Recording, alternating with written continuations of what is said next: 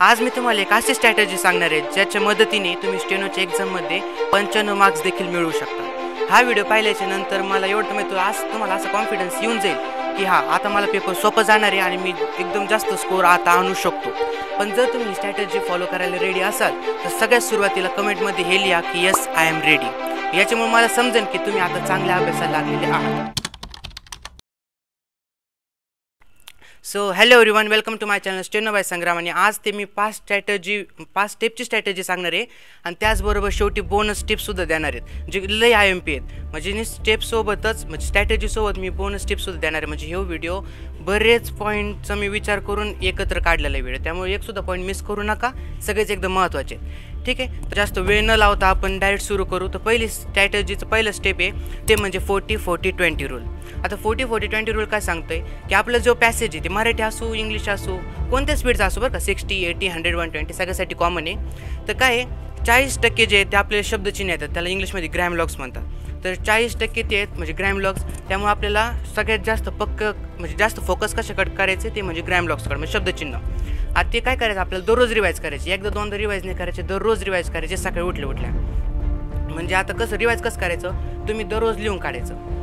तुमचा समजा IQ level चांगला असून तुम्ही वाचलं तरी चालेल, पण लिहिलं तर आणखीनच एकदम म्हणजे नाही का ध्यानात राहील सतत बाबा की दररोज सकाळी तुम्हाला सवय लागली लिहायची, मग पटपट तुमचं शब्दचिन्ह लक्षात राहत जाते आणि नंतर सवय होऊन जाईल। ठीक आहे, नंतर ते 40% काय सांगतोय, सोपे शब्द जे असतात ना ते 40% येतात। सोपे शब्द म्हणजे जे दैनंदिन जीवनात असे आपण वापरतो बी, जास्त हाताखालून जातात, आपले सहज लिहिते तिला असे 40% असतात। आणि शेवटचे जे 20% तो म्हणजे अवघड शब्द। आता हे पास ते शब्दचिन्ह आणि सोपे मिळून झाले 80% आणि आपल्याला किती लागतात 50 मार्क लागते बरोबर।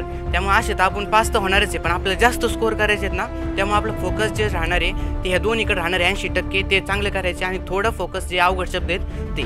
आता अवघड शब्दाकडे फोकस म्हणजे काय करायचं, काही नाही, फक्त अनसीन पॅसेज जाऊ तुम्ही प्रॅक्टिस करणार आहात त्यावेळेस तुम्हाला अवघड शब्द लिहायचा प्रयत्न करायचा आहे। सगळे लिहू नका, जेवढे तुम्हाला शक्य होईल तेवढे लिहा, कारण सगळे लिहिण्याच्या नादात काय होतं एक सगळ्यात म्हणजे लई मिस्टेक होती सगळ्यांचीच की एक शब्द अवघड लिहायचा असेल ना तर त्याच्यासाठी तुमचे सोपे शब्द जे आहेत ते बरेच काही राहून जाते। समजा एक शब्द लिहायचे ना तर 4-5 शब्द राहतात, त्याचं नुकसान होतं। ठीक आहे, त्यामुळे असं काही करू नका, शब्द सोपे आणि शब्दचिन्ह सगळे लिहायचे आणि त्याच्यानंतर जर वेळ असेल तुमच्याकडे लिहायचं तर अवघड शब्द लिहायचे।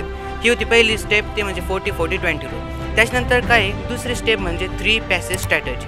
आता 3 पॅसेज काय सांगतो की आपण कोणते बी ज्या स्पीडचा आपलं पॅसेज असणार आहे त्या स्पीडचे 3 पॅसेज घ्यायचे, कोणते बी 3 रँडमली। आता यूट्यूबवर बरेच काही उपलब्ध आहेत, तर त्याच्यापैकी कोणते 3 घ्यायचे आणि आपल्याला तोंडपाठ करायचे। आता स्टेनो तोंडपाठ कसं करायचं, आपलं काय करायचं आहे ते लिहू काढायचे, बराच वेळेस लिहायचं आहे म्हणजे आपलं पुढं कोणता शब्द हे जरी माहीत असेल तरी चालेल, पण त्या स्पीडनी कोणते बी 3 पॅसेज पाठ करा जे त्या स्पीडनुसार। ठीक आहे, म्हणजे एकसुद्धा शब्द नाही राहायला पाहिजे इतकं आपलं ते 3 पॅसेज पक्के झाले पाहिजे।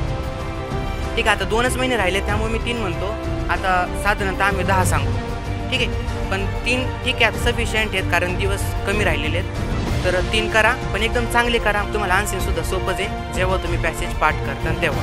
तिसरं जे ती स्ट्रॅटेजी ती स्टेप म्हणजे कम्प्लीट युअर बेसिक कंप्लीट ठेवा। म्हणजे काय, जे ग्रॅमलॉग्स आहे म्हणजे शब्दचिन्ह ते वॉवेल्स नाही का, स्वर व्यंजन हे जे आहेत ना तुमचे नियम वगैरे ते सगळे पक्के ठेवा, ते असेल तरच तुमचं स्पीड होणार आहे, नाही तर स्पीड होणार नाही। ठीक आहे, आता असं तर नाही की नाही का जेवढे सगळे रूल आहेत सगळे आले पाहिजे असं बी नाही आहे। जे महत्त्वाचे जे आहेत ना थोडक्यात वर्तुळ वापरा, अंकुश वापरा नाही का, हुक, सर्कल, आणखीन काय म्हणतात लंबवर्तुळ, असे जे नियम आहेत ना महत्त्वाचे ते तुम्हाला वापरता आले पाहिजे।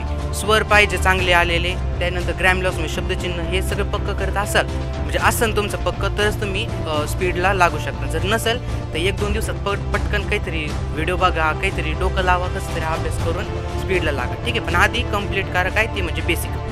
ती होती तिसरी। आता चौथी काय स्ट्रॅटेजी आहे ती म्हणजे डिवाइड युअर पेजला डिवाइड करायचं। म्हणजे का 2 भागात आपल्याला ते पेजचे भाग पाडायचे। ठीक आहे, आता 2 भागात म्हणजे काय करायचं, मधून एक लाईन मारायची आणि त्या दोन्ही बाजूने आपल्याला ना स्टेनोतून लिहित राहायचं। ठीक आहे, प्रॅक्टिस करतानाच मी फायनल पेपरला नाही सांगत, प्रॅक्टिसच अशी करायची आपल्याला, 2 भागात पेज डिवाइड करायचं आणि लिहित राहायचं। ठीक आहे, त्यानंतर काय आता हेच पॉईंटमध्ये मी आणखी 2-3 पॉईंट सांगतो, थोडी बी कंजूसी नाही करी। ठीक आहे, काय करायचं जे शब्द आहेत ते आपल्याला छोटे काढायचा प्रयत्न करायचा। जर तुमच्याकडे दिवस असतील प्रॅक्टिसला तर छोटं काढायची सवय लावा, जर कमी दिवस असतील तर नाही लावलं तरी चालेल। ठीक आहे, म्हणजे नाही छोटं अक्षर नाही केलं आउटलाईन तरी चालेल।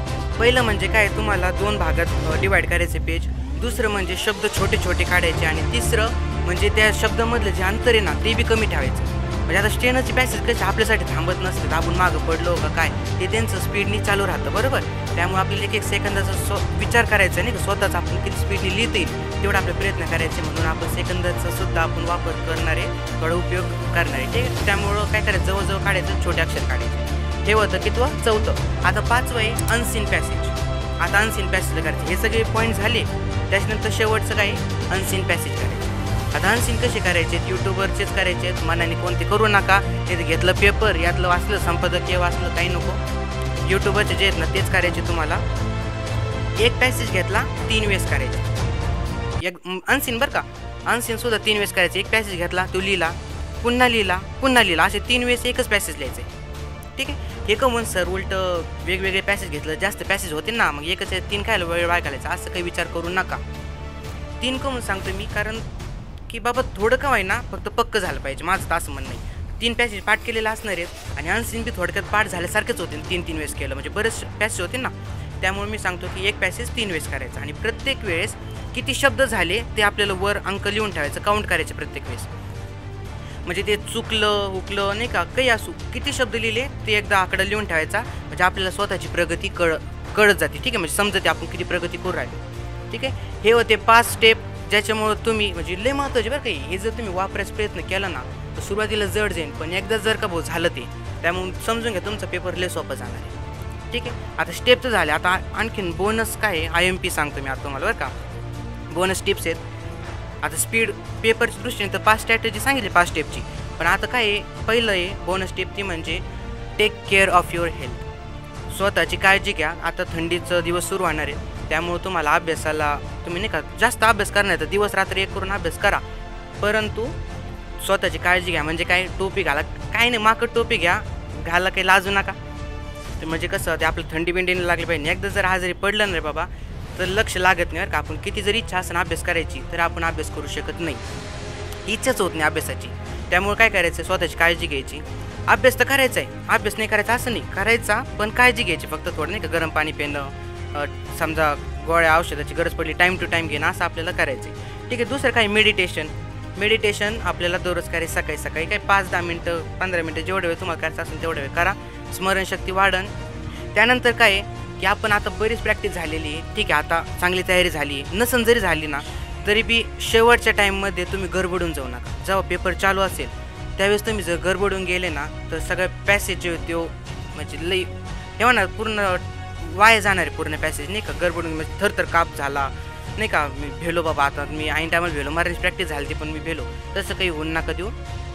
आपल्याला एकदम कॉन्फिडंट राहायचं आहे, बिलकुल टेन्शन घ्यायचं नाही आहे. जसा पेपर जाईन तसा अभ्यास केला आहे, जसं होईन तसं होईन ठीक आहे. रामभरोशी काम करायचं आहे. आता फक्त जेवढं आपण शिकलो आहे तेवढं पेपरमध्ये आता लिहून यायचं.